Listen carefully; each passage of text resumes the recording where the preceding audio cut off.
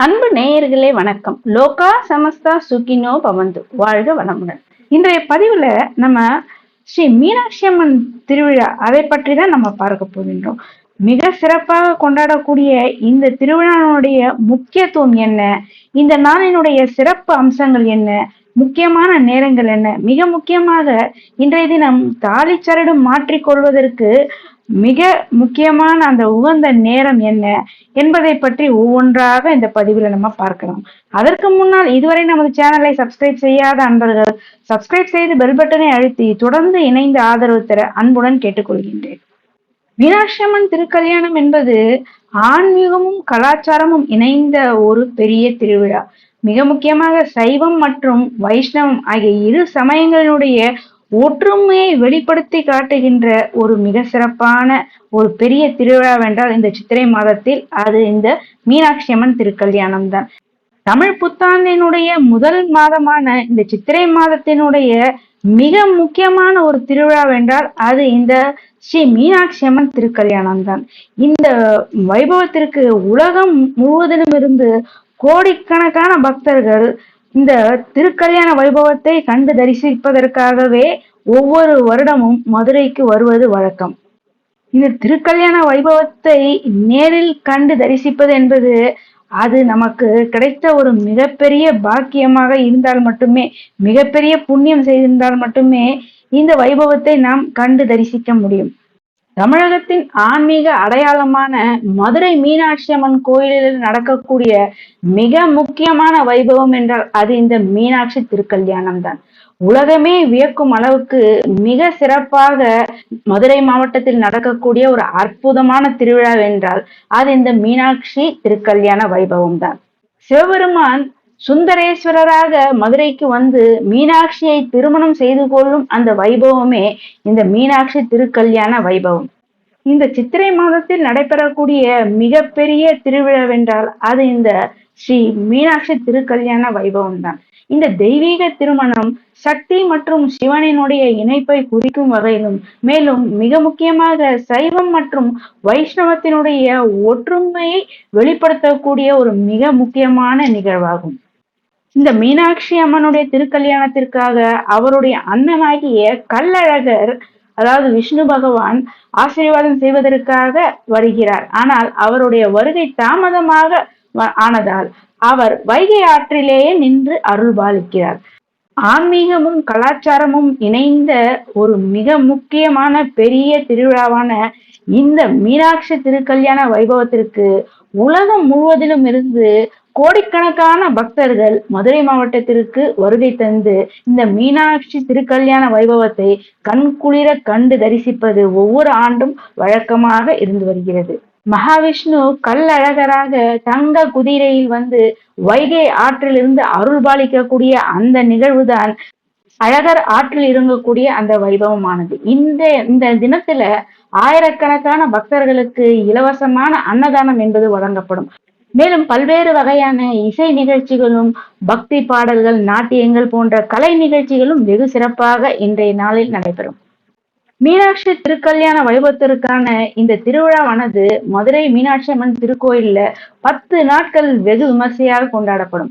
April 19ஆம் தேதி அன்றைய தினம் கொடியேற்றத்துடன் தொடங்கப்படக்கூடிய இந்த நிகழ்ச்சியானது 28 ஏப்ரல் அன்றைய தினம் ஸ்ரீ மீனாட்சி அம்மனுடைய திருக்கல்யாண வைபவமானது நடைபெறும். அதனைத் தொடர்ந்து ஏப்ரல் 30ஆம் தேதி அன்றைய தினம் கள்ளழகர் வைகை ஆற்றில் இறங்கக்கூடிய அந்த நிகழ்வானது நடைபெறும்.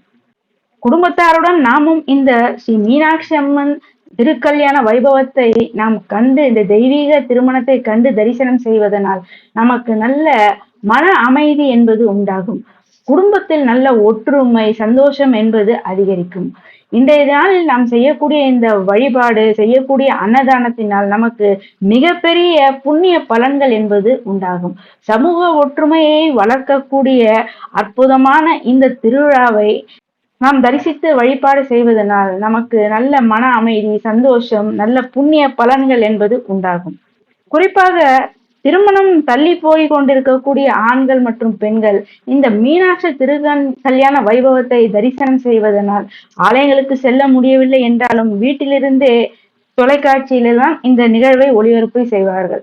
அதை நீங்கள் கண்டு தரிசனம் செய்தாலோ அல்லது உங்கள் இல்லங்களிலேயே மீனாட்சி அம்மனுடைய திருவுருவ படத்திற்கு நீங்கள் நல்ல மலர் மாலைகள் எல்லாம் சாற்றி பூஜை செய்து மனதார நீங்கள் வழிபாடு செய்து கொண்டாலே விரைவில் நல்ல வரன் அமைந்து திருமண பாக்கியம் என்பது உண்டாகும்.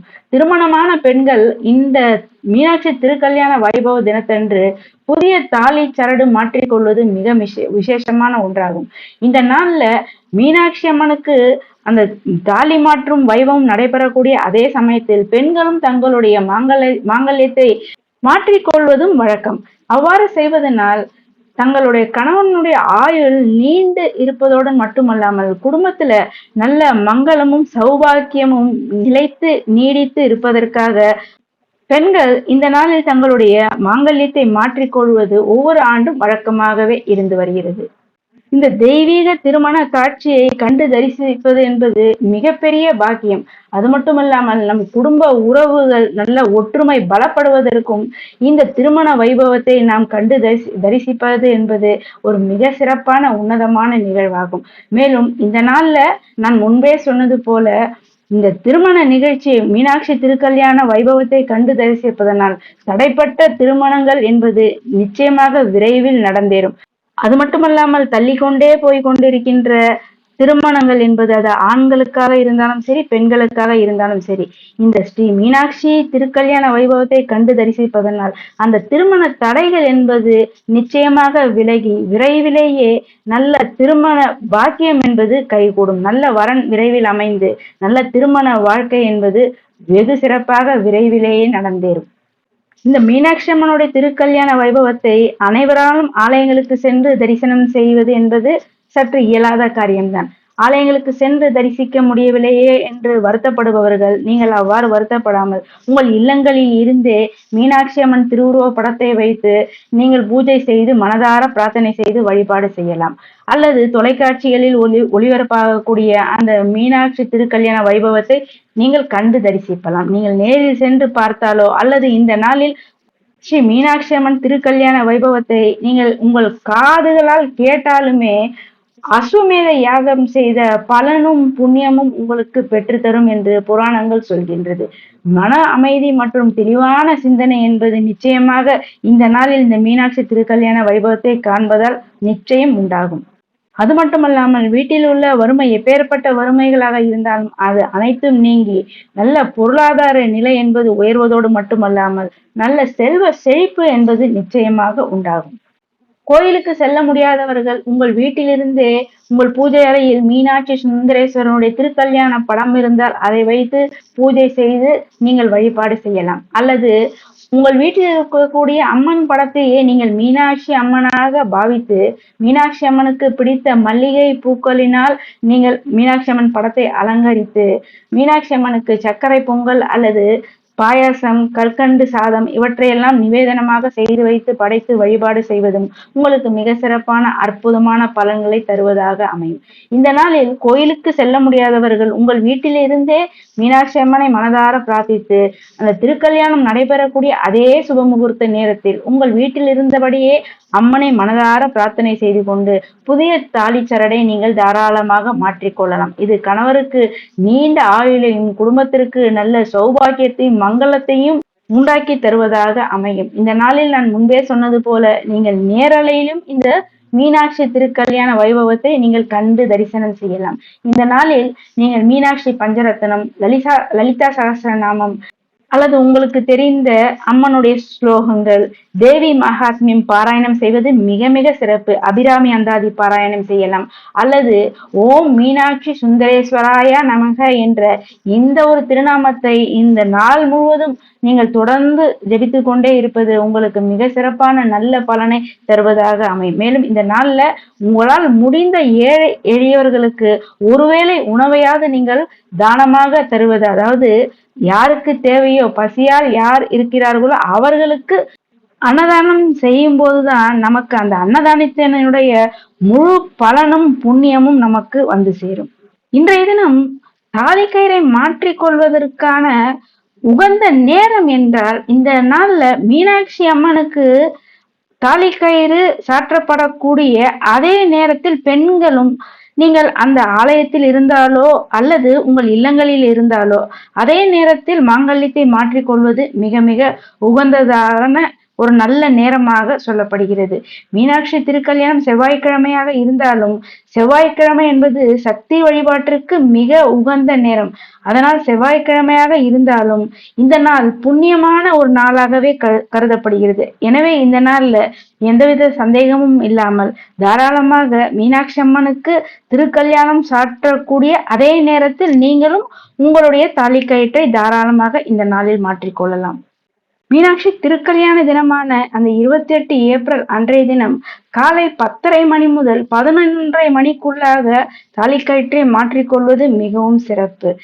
மேலும் திருக்கல்யாண முகூர்த்த நேரத்தில் சரடு மாற்றிக்கொள்ள விரும்புபவர்கள் ராகு காலத்தை அந்த நேரத்தை பார்க்க வேண்டிய அவசியம் இல்லை என்பதும் ஐதீகம். சிவபெருமான் தன்னுடைய 64 திருவிளையாடல்களையும் நிகழ்த்துவதற்காகவே சிவபெருமானுடைய திருவடிகள் பட்டு புண்ணியம் பெற்ற ஒரு திருத்தலம் என்றால் அது மதுரை திருத்தலம் தான். இங்கு தன்னை நாடி வரக்கூடிய பக்தர்கள் அனைவருக்குமே அருள் புரியக்கூடிய அன்னையாகவே காட்சி தருபவள் தான் மீனாட்சி அம்மன்.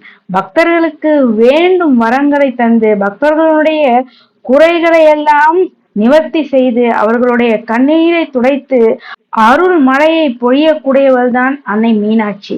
இந்த மதுரை திருத்தலத்தில் அன்னை மீனாட்சிக்கே முதல் மரியாதை. இங்கு தாயாரை மீனாட்சி அம்மனை வழிபாடு செய்த பிறகே சிவபெருமானை வழிபாடு செய்யும் வழக்கமும் உள்ளது. வருடத்தில் உள்ள அனைத்து நாட்களுமே அனைத்து மாதங்களிலுமே திருவிழா நடந்து கொண்டே இருக்கக்கூடிய ஒரே கோயில் என்றால் அது மதுரை மீனாட்சி அம்மன் கோயில் தான். மதுரையில் 6 மாதங்கள் மீனாட்சி அம்மனுடைய ஆட்சியும் மீதமுள்ள 6 மாதங்கள் சிவபெருமானுடைய ஆட்சியும் நடைபெறுவதாக ஐதீகம். மதுரையில் வருடம் முழுவதுமே தினமுமே திருவிழா நடக்கும் என்றால் வருடத்திற்கு ஒரு முறை நடைபெறக்கூடிய இந்த சித்திரை மாதத்தில் வரக்கூடிய இந்த சித்திரை திருவிழா என்பது உலக புகழ் பெற்றதாகும். இந்த சித்திரை திருவிழாவின் போது ஆண்டுதோறும் அன்னை மீனாட்சிக்கு மதுரையின் அரசியாக பட்டாபிஷேகமும் மறுநாள் சுந்தரேஸ்வரரான சிவபெருமானுடன் திருக்கல்யாண வைபவமும் நடைபெறுவது வழக்கம். இந்த மதுரை மீனாட்சி அம்மனுடைய திருக்கல்யாண வைபவத்தை கண்டு தரிசிப்பதால் மீனாட்சி அம்மனுடைய பரிபூர்ண அருளும் ஆசீர்வாதமும் நமக்கு கிடைப்பதுடன் எப்படிப்பட்ட தோஷங்கள் இருந்தாலும் அது அனைத்தும் நீங்கும். அனைத்து வித பாவங்களும் நீங்கி நம்முடைய வாழ்வில் நல்ல மகிழ்ச்சி, நிம்மதி, மங்களம் என்பது பெருகும்.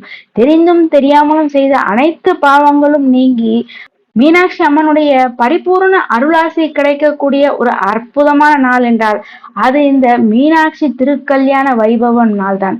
எனவே இந்த நாளை அனைவரும் தவறவிடாமல் முடிந்தவர்கள் அருகிலுள்ள ஆலயங்களில் நடைபெறக்கூடிய இந்த மீனாட்சி திருக்கல்யாண வைபவத்தில் நீங்கள் கலந்து கொண்டு கண்குளிர கண்டு அந்த அற்புதமான காட்சியை தரிசனம் செய்யலாம். முடியாதவர்கள் தொலைக்காட்சிகளில் ஒளிபரப்பாகக்கூடிய அந்த நேரலையை கண்டும் நீங்கள் தரிசிக்கலாம். அதுவும் முடியவில்லை என்பவர்கள் உங்கள் வீட்டில் உள்ள பூஜை அறையில் அம்மனை எந்த அம்மனாக இருந்தாலும் அந்த அம்மனை நீங்கள் இன்றைய தினம் மீனாட்சி அம்மனாக பாவித்து நீங்கள் மனமுருகி பூஜை செய்து எளிமையான முறையில் உங்களால் என்ன முடிகிறதோ அதை நிவேதனமாக செய்து வைத்து உங்களுடைய வேண்டுதல்களை அம்மனிடம் சொல்லி வழிபாடு செய்ய நிச்சயமாக அந்த மதுரை மீனாட்சி அம்மனுடைய பரிபூர்ண அருளாசி என்பது நிச்சயம் உங்களுக்கு உண்டாகும். அன்பு நேயர்களே, இந்த பதிவு உங்களுக்கு பயனுள்ளதாக இருக்கும் என்று நினைக்கின்றேன். இந்த பதிவை மற்றவர்களும் கேட்டு பயனடையும் வகையில் அனைவருக்குமே இந்த பதிவினை ஷேர் செய்து இதுவரை சப்ஸ்கிரைப் செய்யாத நண்பர்கள் சப்ஸ்கிரைப் செய்து பெல் பட்டனை அடித்து தொடர்ந்து இணைந்து ஆதரவு தர அன்புடன் கேட்டுக்கொள்கின்றேன். நன்றி.